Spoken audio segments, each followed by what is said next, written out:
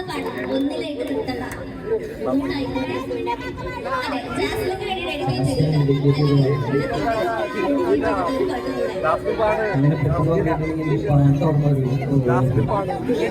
ഏതായാലും കുഴപ്പമില്ല, നമ്മൾ അത്രയൊന്നും പാടുന്ന ആൾക്കാരല്ല.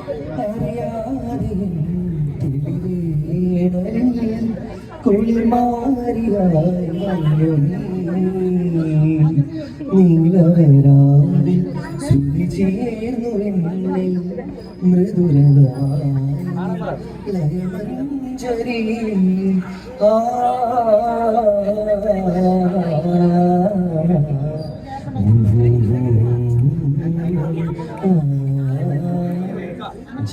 ജന്മസഫലം എൻ ശ്രീരേഖയിൽ സ്വപ്നം മലരായി ഈ കൈക്കൂടില്.